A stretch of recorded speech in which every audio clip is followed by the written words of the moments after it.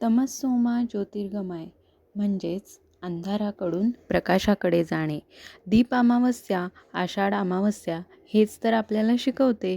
जीवनातील नकारात्मक विचार बाजूला सारून आपल्याला सकारात्मक विचार करणे व तसे प्रयत्न करणे हाच संदेश आपल्याला दीप अमावस्या देते. यंदा ही अमावस्या दोन दिवस म्हणजेच 2 तिथीला आहे. तर आपल्याला दिव्यांची पूजा ही 12 ऑगस्ट बुधवार रोजी करायची आहे. कारण 12 ऑगस्टला दिवसभर अमावस्या तिथी आहे.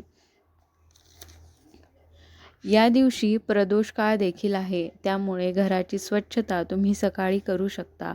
दिवे पण सकाळी स्वच्छ करून ठेवू शकता. पूजा मात्र संध्याकाळी म्हणजेच प्रदोष काळात करावी. पूजा आरती प्रदोष काळात करण्याचे विशेष महत्त्व आहे.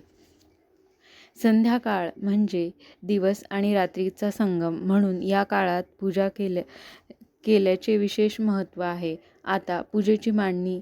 एका पाटावर सुंदर रांगोळी काढून स्वच्छ केलेले सर्व तांब्या पितळेचे दिवे पणत्या तेलवात घालून प्रज्वलित कराव्यात.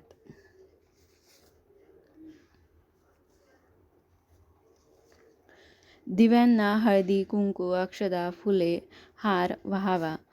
शुभं करोति कल्याणम आरोग्यम धनसंपदा शत्रुबुद्धी विनाशाय दीपज्योतिर्नमोस्तुते हा मंत्र देखील म्हणावा. यानंतर नैवेद्य दाखवावा. काही ठिकाणी पुरणपोळीचा नैवेद्य देखील दाखवतात. तुमच्याकडे जशी पद्धत आहे तसा तुम्ही नैवेद्य दाखवू शकता. या दिवशी कणकेचे दिवे लावण्याची विशेष प्रथा आहे. या दिव्यांनी लहान मुलांना ओवाळले जाते असे म्हणतात. असे औक्षण केल्यामुळे मुलांचे वाईट नजरेपासून संरक्षण होते आणि निरोगी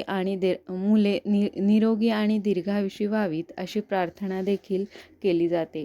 आषाढ संपून पवित्र श्रावण मास सुरू होण्यापूर्वी अंधाराकडून प्रकाशाकडे नेणाऱ्या तेजाचा सन्मान केला जातो. म्हणून आपण ही दिव्यांची अमावस्या साजरी करतो.